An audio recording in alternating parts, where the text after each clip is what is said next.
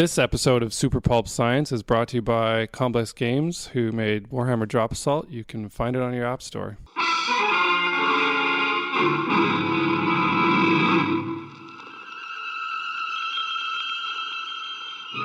Attention, citizens. It's time for Super Pulp Science.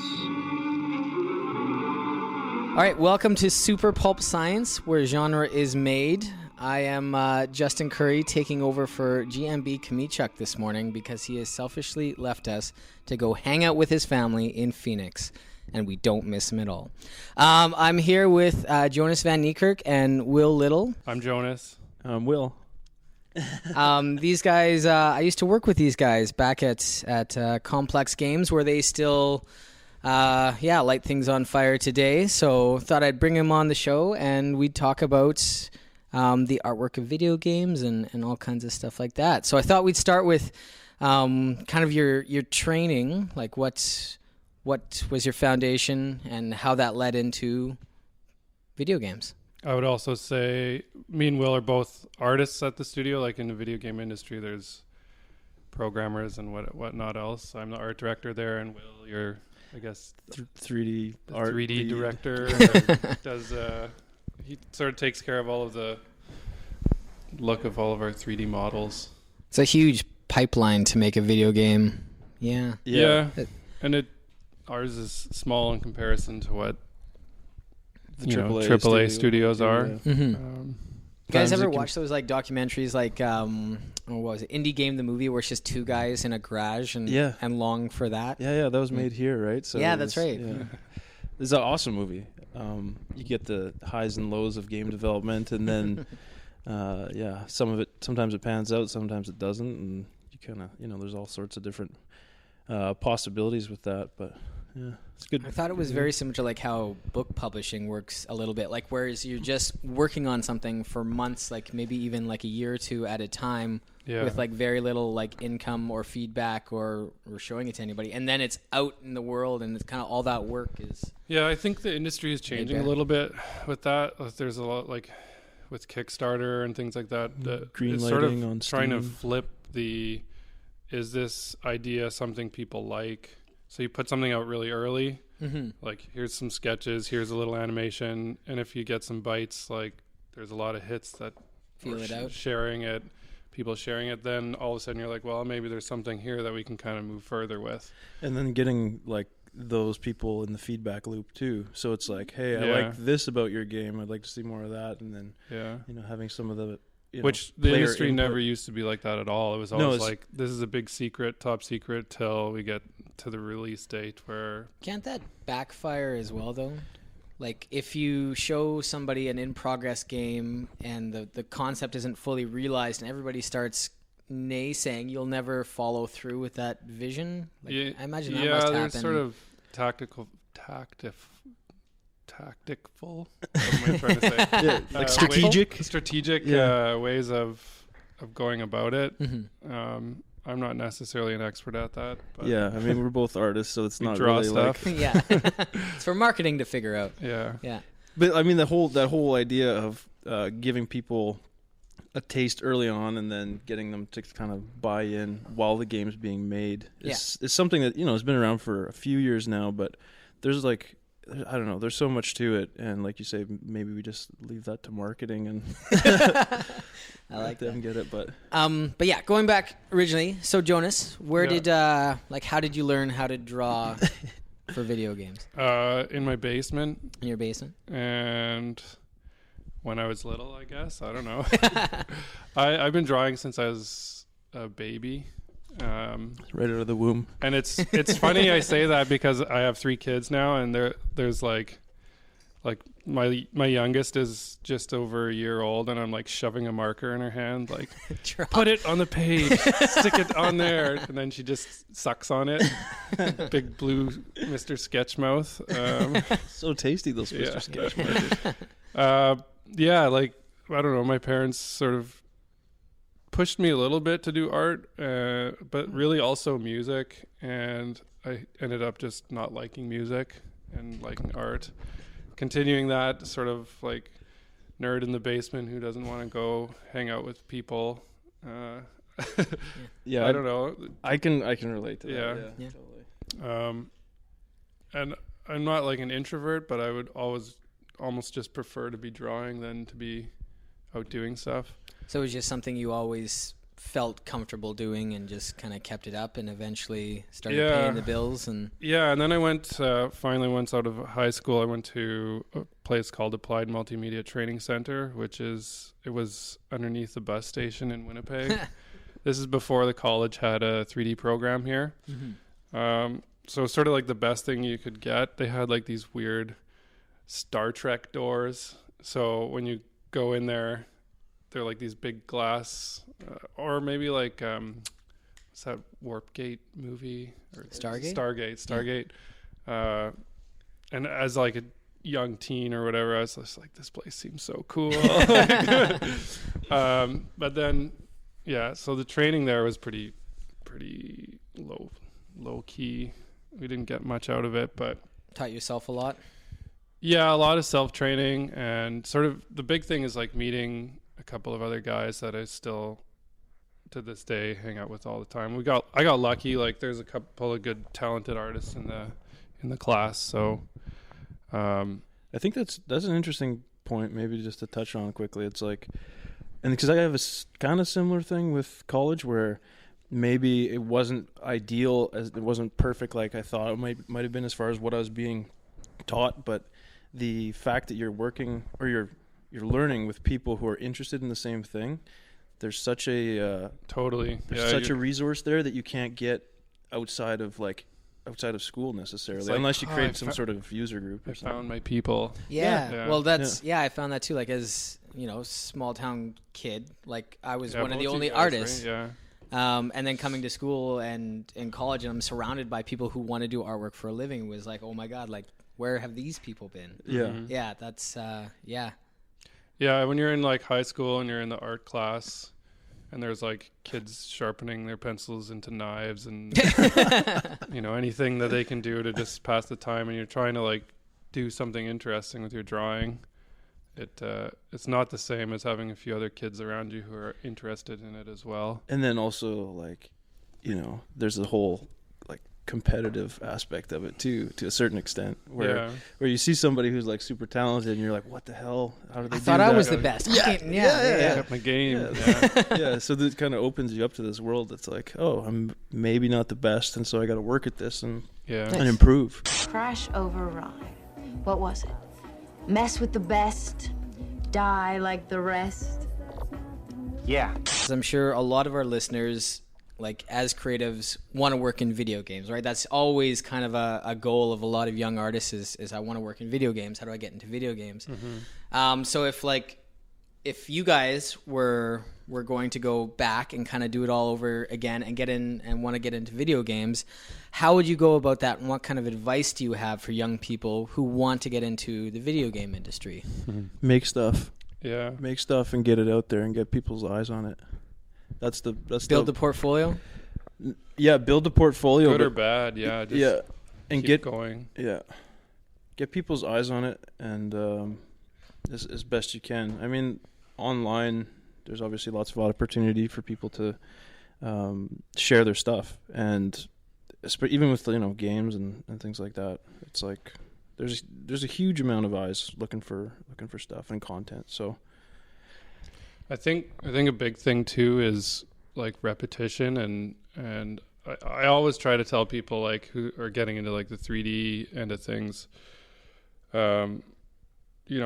model a box and then model an ammo crate and then model a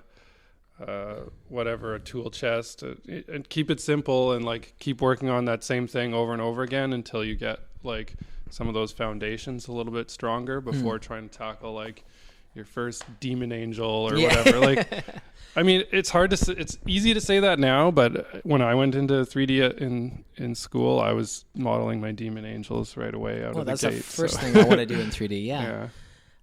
So like, is that advice coming from, like, you guys must see quite a few portfolios and applications to work at your company, and is a lot of what you're seeing is just there's not enough examples of what they're capable of? Like they just haven't practiced and worked up enough of a portfolio? I think it takes time to get a portfolio that's that is going to stand out if you're applying for work. So taking on things that I don't know, trying to build that up but make sure you're making stuff that you like too, because you don't want to have a portfolio filled with content that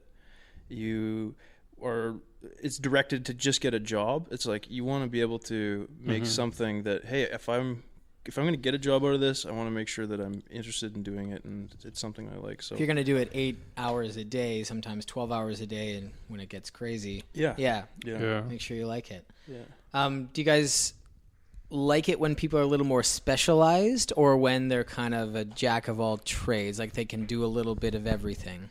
It depends on it's a company scale almost. Yeah, what the company's looking for. It's hard to say, like our company's scale, we need to have someone who's got a bit of talent in a broad sort of spectrum of stuff. One of the things is the ability to learn, especially and even with you may not necessarily, so let's say you do specialize and you're an animator or something like that, and in a smaller company your ability to not only animate but get content maybe into a game and functioning and understanding that whole aspect of it is going to be so much more important than just being able to just animate, because you're going to have to rely on other people a lot if you only have one specialization. So I mean, the more diverse you are, the better, I think, at the size of company that we're at. It's like you said, like a smaller company, being able to do a little bit of everything. At the bigger companies, they probably just want you to, you're just doing this. Okay. I think another thing is showing your timeline, and here's my portfolio at the end of school. It's 2 years after school, and I've got one other piece. Right. That's a big what's the point in hiring that person if they're like barely got out of school and just dropped it all, Yeah. If they've gotten out of school and there's a year later and there's 12 pieces, that's one a month. Yeah. It shows that they're kind of pushing themselves, right? Right. That was something I noticed in college and at Complex too, and other places I've been. The people who really excelled were the guys who were doing it like on weekends and on their own time, and it's they live and breathe artwork. It's not just a 9-to-5 job and then leave it alone until tomorrow. I've noticed that. I've seen big improvements just doing lunch sketches every day. Like, lunch sketches. Remember Salky got really into it for a while, and even you, like, it. That's what I'm sort of talking about, back to the like crate idea, where it's like pick something simple. In that case, you guys were doing like head sculpts or something, and the repetition aspect. It's that repetition of like just going at it again and again. Yeah, where it's the same thing, and your brain kind of like picks up the previous day, even though you start from scratch, and it catches right back up to it, and then you get to sort of infuse this extra amount of detail into it. It's like anything though, right? Like in the same way that you're talking about repetitions, you can talk about getting strong. Human hand. Everybody sucks at drawing a human hand at the beginning, but like after 100 of them, you still suck. Yeah, hands are so hard.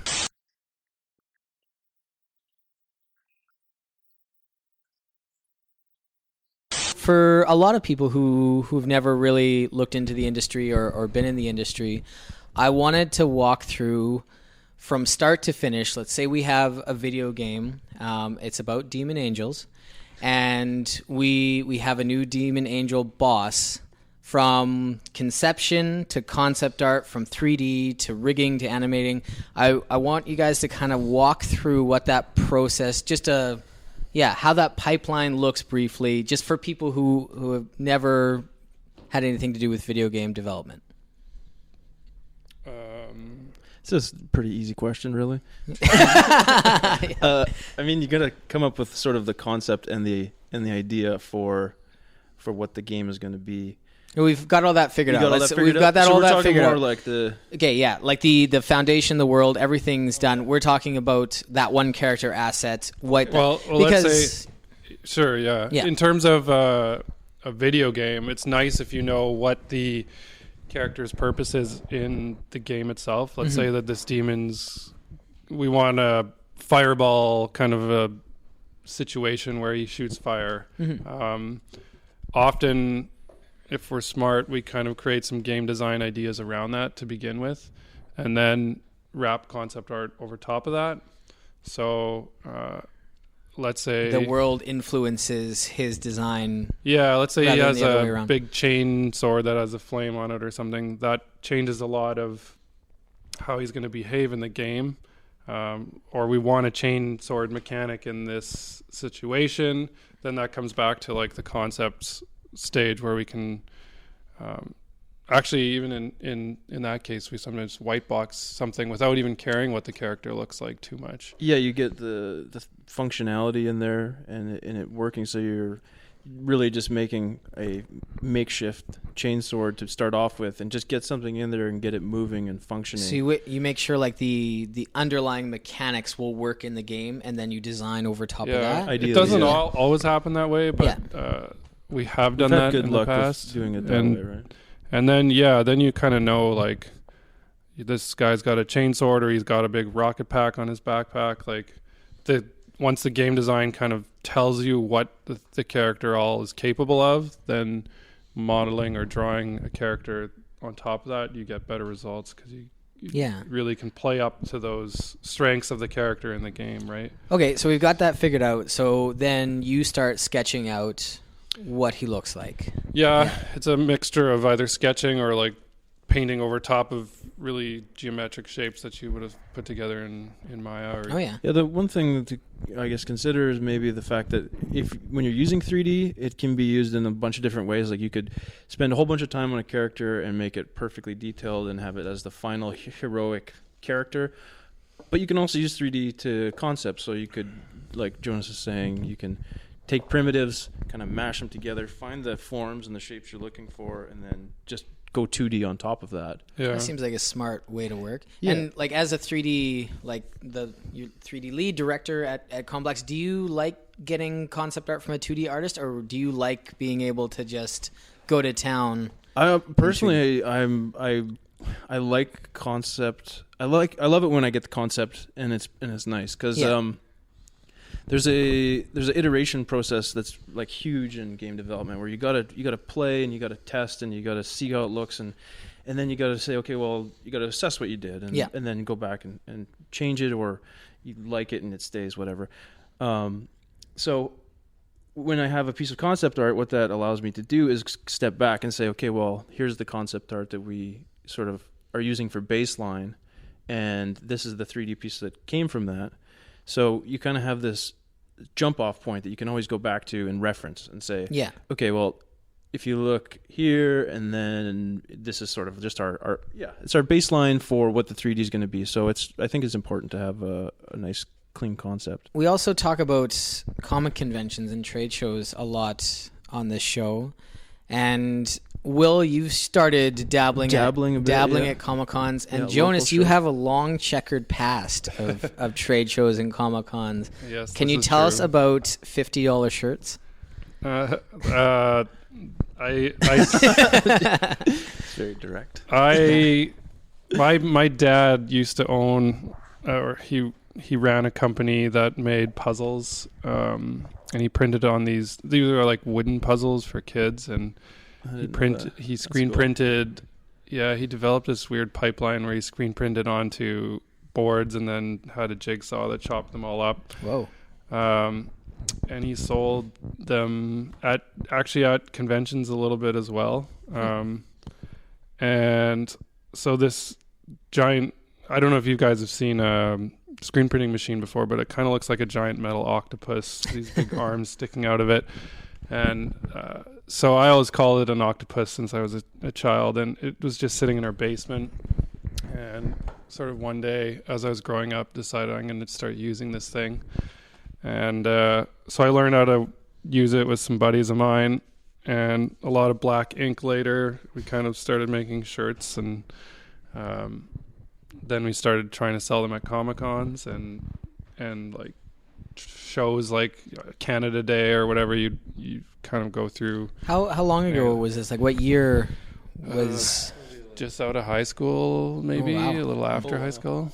Yeah, I don't. I know you were hitting like some really awesome designs, maybe like 7 years ago with like some of that Iron Man and Yeah, Spider-Man stuff. Those are great. Yeah, there's one. There's one hanging on the wall actually in the studio. There's one up there. Yeah, those are classics from an era where I had more time in life.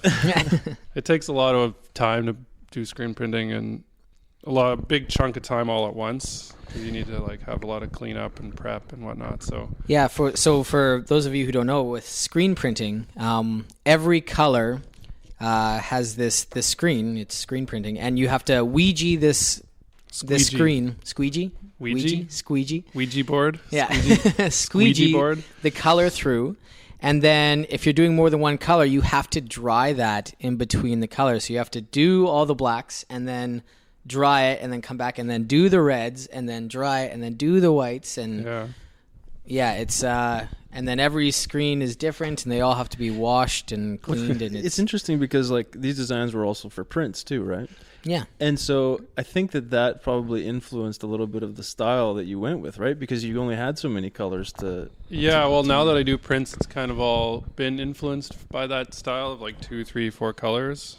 And so you started with T-shirts, and then is it kind of like when Comic-Con started to just blow up and be everywhere and be so much bigger that I switched from shirts to prints just due to lack of time, I think. Yeah. I really like doing the screen printing. I wish I could still do it.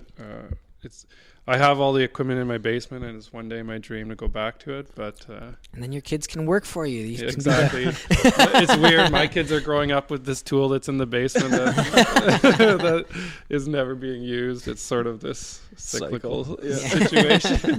That's awesome. I'm just like my dad, I guess.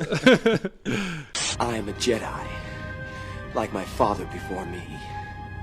Will, you've started to take some 3D art and make some prints of it and go to Comic-Con. How has that journey been?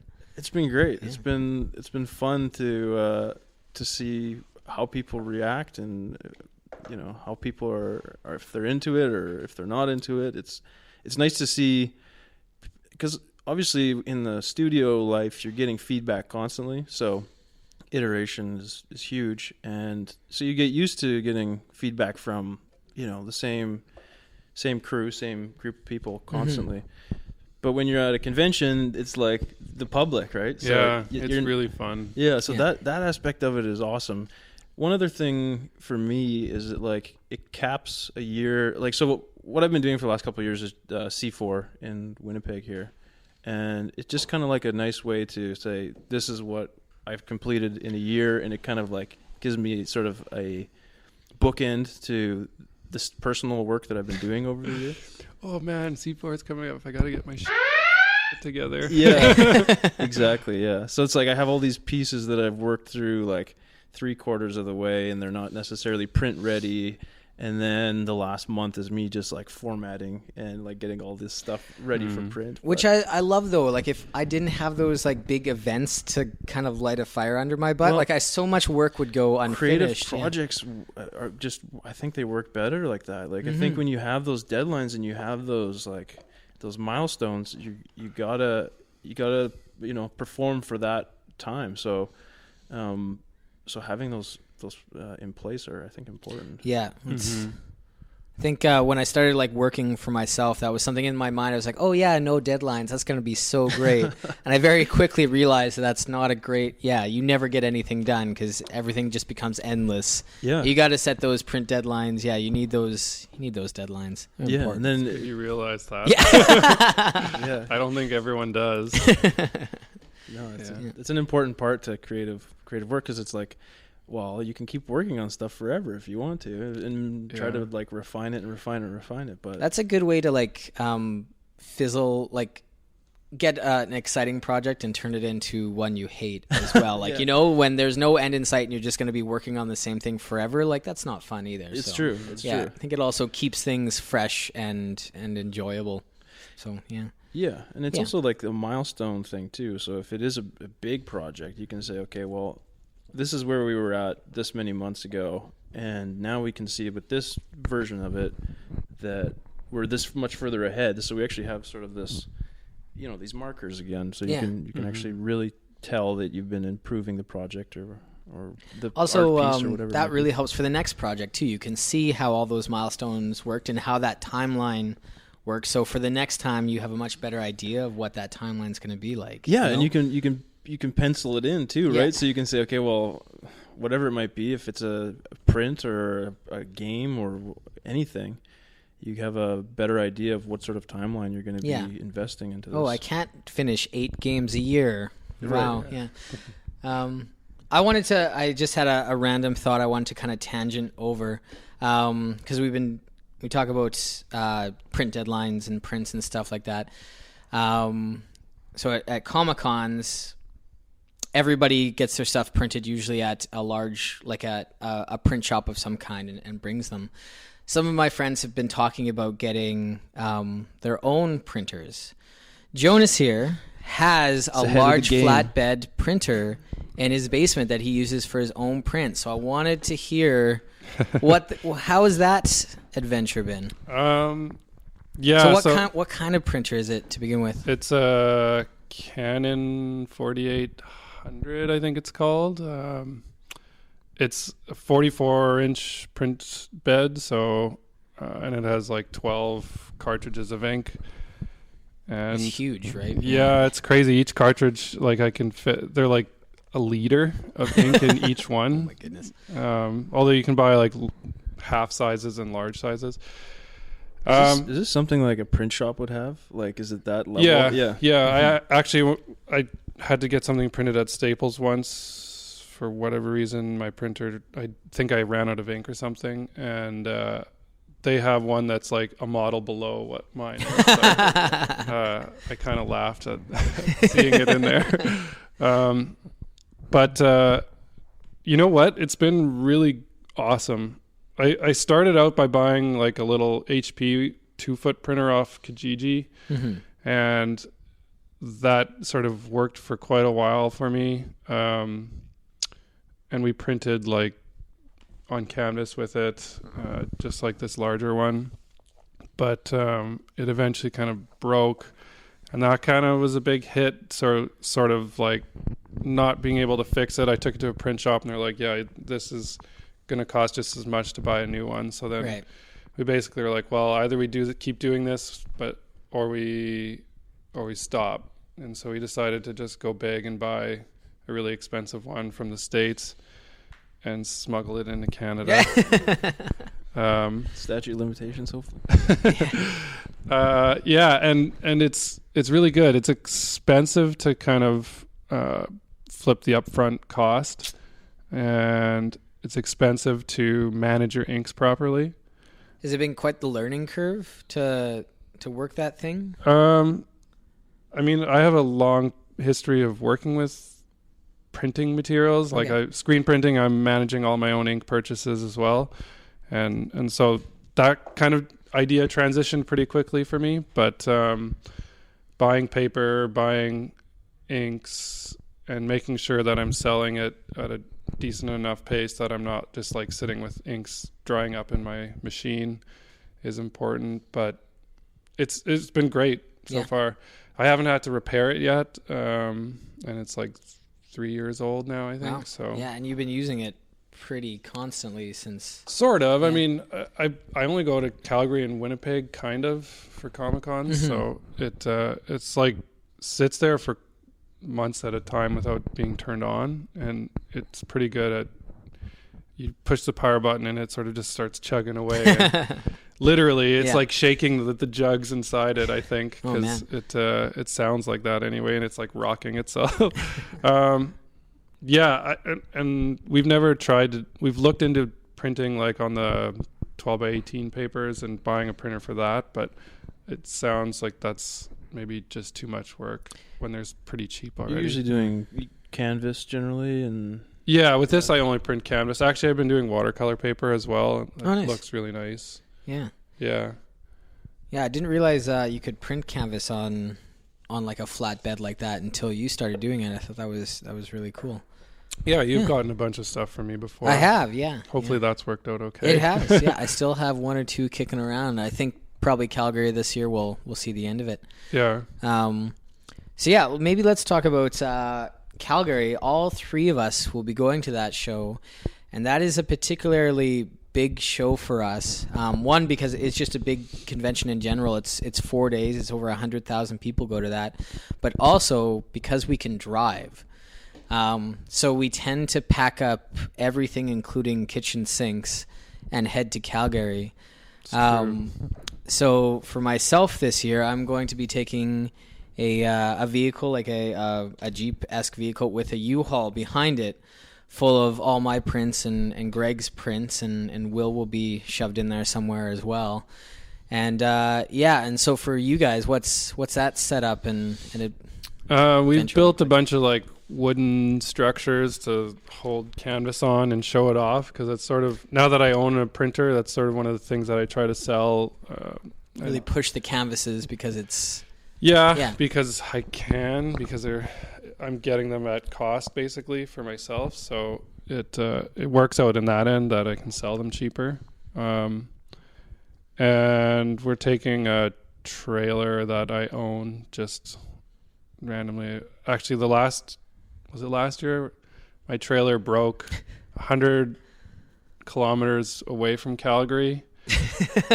But we what happened, Dave like pushed the tire and it like wobbled, and he's like, that's weird. And then we kind of I didn't know this, and then we got back in the car on the highway as well. This is not like this was at like a gas station 100 kilometers out. And then we got into Calgary and we parked it in the Calgary parking lot in the Stampede there, and unloaded all our stuff off the trailer, and then like literally the wheel like broke off. Like it was broken already, but just sort of somehow being held onto the trailer. It would have, like, if it fell off on the highway, it would have just exploded everywhere. It would have been insane. Man, got lucky. Yeah, it was kind of like creepy how you made it somehow. How we made it. And if we hadn't have made it, we would have like missed like a day or two of Calgary trying to figure out a way to, because it was literally like the axle was busted and somehow it just held together into Calgary off like elbow grease. Jeez. It was the spirit of the Calgary con kept it together. Yeah, I think so. Yeah. All the Calgary folk got their prints because somehow the spirit was alive. They didn't know how lucky they were. Yeah, so I had to buy a new trailer in Calgary while the con was running. Luckily, my buddy there is good at hunting for random stuff like that. Yeah. And if you ever buy something, you need to, like a vehicle, you need to like get proper paperwork signatures. Because that original trailer that you bought was just like a backyard deal kind of thing, like, or yeah, it was just like buying it off of someone, right? But then when we got back to Winnipeg, and I tried to like register it properly, they were like, "Well, do you have signed paperwork for this?" And I was like, "Prove that you didn't steal this." Yeah, and I was like, "No." Tickets, please, boss.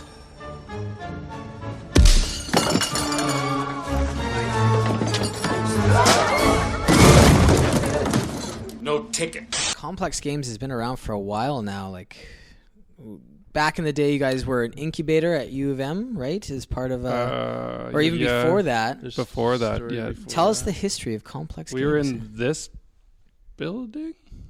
I think not in this building. The one just like one door over or something like that. It's like a block. Albert Street? Is this Albert Street? Arthur, yeah. I think Albert's the next one over. Yeah, you're close. Anyway, Fortune Cat was there. That's where we sort of started, although we started in Noah's house earlier than that, which it was just me, Noah, and Adrian at that time. But yeah, it's been like 10 years, I think. Wow. And then before that, Noah and Adrian and a couple of other people had tried to fire up the company for a couple of years before that, and it sort of fizzled away, and then Noah came back and sort of tried to start it up again, which is when I joined. When you guys started up, was it were you trying to make games for the PC, or were you trying for like a console, or because iOS probably wasn't we were kind of yet. there at the birth of the iOS boom, but we started by trying to make stuff for PC using like Torque engine, and then and we had funding to do like 3 little mini projects, and one of them was in Torque, and then I think the other 2 we ended up using Unity for. Right. or no, maybe one of them was even Ogre. Jeez, I don't even remember. Like this Just is old. This is old back engines back in the day when engine choices were it was still a scary. decision. It wasn't Yeah. just like Unreal or Unity. Yeah, exactly. Yeah, and for listeners who don't know, like a game engine is basically like a program that you build your game in, where a lot of the physics in the world, like the rules of the world, you don't have to start from scratch, basically. Yeah, we actually had a lunch meeting once with a bunch of guys from Unity, me and Noah, and I don't remember who else was there, but they were saying, like, we told them that story of like when we started using Unity, and they're like, holy smokes, you guys must have been like the first 5,000 to 10,000 users who actually started using our product. Like now we're there from like huge. right at the beginning. Yeah, we were using it before you could build games for phones with it. Yeah, like yeah, for the sure. functionality, you had to be on a Mac to use it. It wasn't even out for, you couldn't run it on a PC yet. So yeah, it's come a long way. Part of our funding at Fortune Cat, we've got to buy a bunch of Macs, right? Yeah, so you could have the engine on there. Although I seem to remember we made Frankenstein Macs. That was later, though, I think. Maybe. I don't know. Yeah, whatever those are called. So what did those first games look like? Tell us about like the Pirates was one of them. That's the Pirates Ahoy was. Oh, and then the Star Alliance. Yeah, that was one of them. Well, Pirates Ahoy is like a little pirate ship game where you sort of drew a line, and you drew a line with your mouse and sailed the ship around in real time. And there's another opponent, and it's kind of like a little mini battle map where your boat, you'd like click on the other ship and it'd shoot little cannons at each other, and you could pick up different abilities and use them. Cool. The Star Alliance one was spaceship flying top-down shooter kind of a game. Did it work off like kind of the same engine, just like skin differently, like? No, completely. The Star Alliance was completely different, using Torque. This is kind of when we were trying to figure out what engines we really wanted to focus with. And did any of these games, like once they were released, what kind of traction did you guys see, and how did you try? These ones weren't even released. No, they were more just to kind of get our feet wet. Right. The funding, I don't think it was even to try and release a product. It was to put together prototypes. Yeah, that's what it was for. And after that, we sort of started to realize that the phone industry might be a good choice for us. I think Unity was starting to announce that they were going to be supporting that, and so we started to expand in that way, where I think we got a bit more funding to make a couple of Unity games, and I think that's when you started, right? I was like doing a bit before that. It was actually on Pirates that I was working. Right. We had a couple of other stabs at Pirates trying to make it more of a finished product. Yeah. But then it was like we started working on prototypes for phones specifically, and all of those got released, right? Right. Yeah. So because we shifted to phones, we sort of stopped working on the Pirates project, even though it wasn't finished. Was the end of the Pirates project, that wouldn't have been something you could download off like the equivalent of Steam back then? You would have actually like printed the CD-ROMs on. Not that old. It was like Facebook games era. Okay, I gotcha. Yeah. Yeah, okay. And then that's when we worked on like a couple of projects like Skipping Stones, Cyber Circuit. And that's where we learned how to make games for mobile. Yeah. Can you guys tell us the story of Monkey Poo? What? Right. We made a game called Monkey Poo. This was like my very first, like, when I started working at Complex Games, the very first thing I was shown was, look at what we've done. And it was this great game called Monkey Poo, where you're a monkey throwing poo at various people at the zoo. Yeah. So how did that concept? We have one staff member, I won't name names, but who's sort of got his opinion, his idea, and very strongly wants to see it pushed to the end. And finally, Noah said, "This is your chance. Let's go for it once and for all." And his idea he was advocating for this monkey poo game for so long. People love the idea of being a monkey throwing your poo at someone else. And So it was a kind of like a 2 or 3 week project that we just sort of built almost like, I don't know if you guys have played the like paper toss game where you throw a paper ball into a basket on a phone. Sort of similar to that, but then almost more like duck shooting where you're in the targets are moving. Yeah, moving targets, and you throw stuff at people walking through the zoo. Is this still available on the Apple Store? Jeez, I should check. If it is, everybody go on your phone right now. It's this massive spike. Yeah. Buy monkey poo. Quadruple our sales of $1 a month. The other thing, about what I thought was cool about monkey poo was you guys were going to the GDC shortly after that game was made, so you did a bunch of bumpers for it, right? You made some Facebook ads or some YouTube videos. Yeah, that was where we kind of decided to try marketing something which we had never really done before.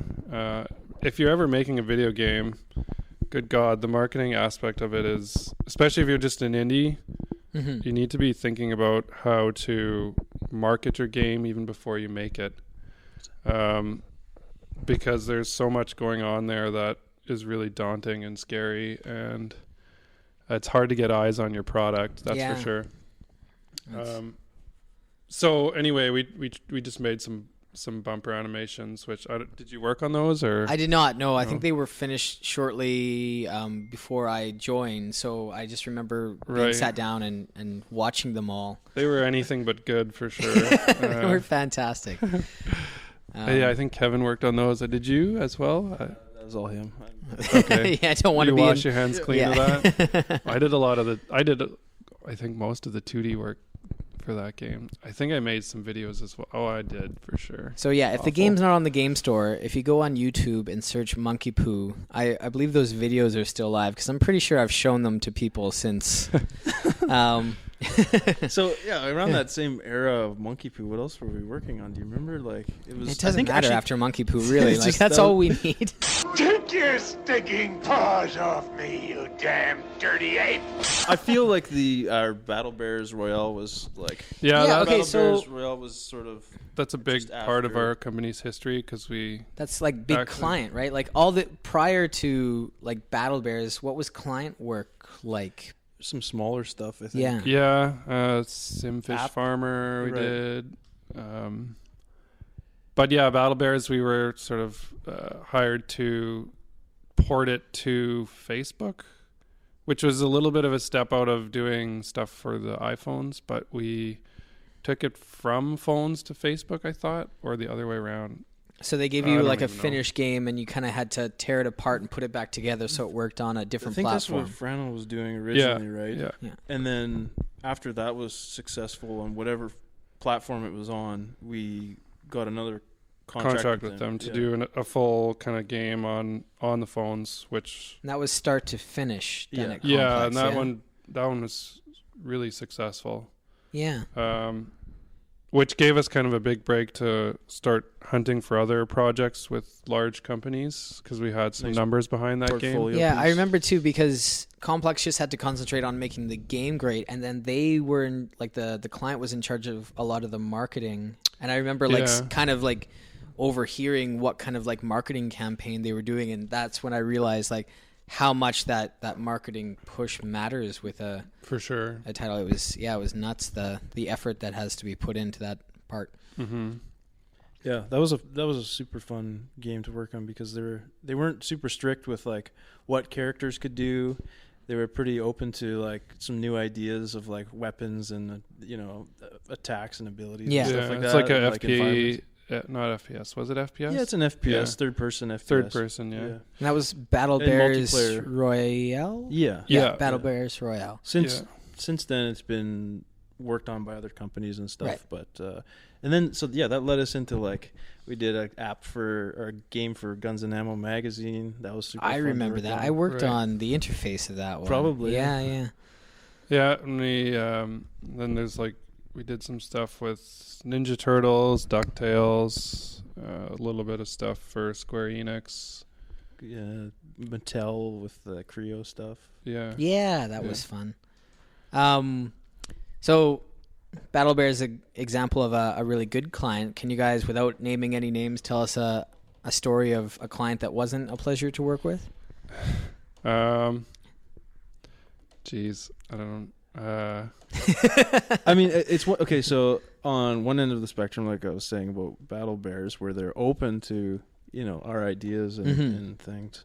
They're on the other side of that is just being either closed-minded or having sort of a bureaucracy to go through to get those ideas okayed. Mm-hmm. So there's like this timeline thing where it's like, hey, we got this idea and we can even show it to you, but it's going to take this long for their confirmation on the idea to go through. So it has to go through so many stages of approval. For sure, yeah. Yeah, and if any one of those stages says, maybe not, then we're back at square one kind of thing. Yeah, when you're working for someone like Disney or Nickelodeon, they've got a big Bible of stuff that you can and can't do. Right. And then you, even once you kind of follow their guidelines, you send it to them, and then, like Will said, it takes them a month or two to get back to you about it. Right.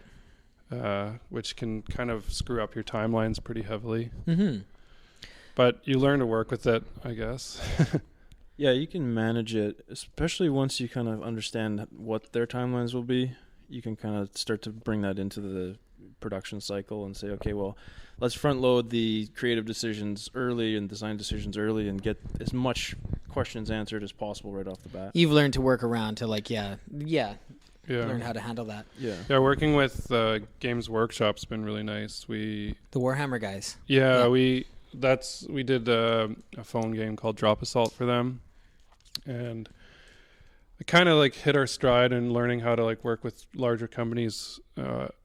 I guess because they're our most recent large company client, and it's sort of just a matter of like presenting the information to them as cleanly and easily as possible for them to, understand it and get back to you. Right. And they've been really good at responding to us, and so it's been a good relationship with them. Yeah. Do you guys find like after a certain point they stop, like the first initial like suggestions took a while to get back, but after they learn to trust you, it's a lot quicker back and forth? There's some truth in that for sure. Yeah. That's good. Yeah. So when I started at Complex Games was somewhere near the beginning of that story when it was in Noah's house. And then from there it blew up quite a bit, just in employee wise and scope wise, and we moved to a bigger studio. Jonas, can you like go like through like all the different places this company has lived over the years? Because it's had a bit of an interesting studio history. Geez. Well, I guess it started at Fortune Cat. Well, it started at Noah's house, then Fortune Cat, then like the university. Then I think back to Noah's house, and then to Hervo Street, and then to where we are now on Market you guys Street. have it's a gorgeous like old building in the Exchange with like wooden pillars and big huge sliding like fire doors from like the every kind of building 40s. Downtown in Winnipeg is an old storage facility of some sort. This one, the one we're in right now, this entire floor used to be open and full of like sewing units. Like they were sewing furs or sewing clothes or something like that. So in between the cracks of all the floorboards are pins. Oh. Like if you were to scrape along like the you know what? I used to work in this building. On the third floor, and I remember that too. Did you just find one? Did you just? Oh. I don't think that was from. That's probably just from me. It's good to get that off the floor. Yeah, these buildings are awesome. Nice high ceilings, good lighting. Everything. They're nice. They're I often I have a lot of friends in like Toronto and Vancouver and Calgary, and I often brag about how great Winnipeg is for its downtown having a good amount of studio space that's affordable. I think if we were in any other city, our studio situation, like Complex Games is like 4 blocks away from this studio here, we would not be anywhere close to the downtown in nearly a cool of area. So I like Winnipeg for that. Yeah, Winnipeg's awesome. Mm-hmm. Well, on that note, I think we're going to wrap things up. Thanks so much for joining me, guys. This has been Super Pulp Science, where we're encouraging you to join the fight and make comics.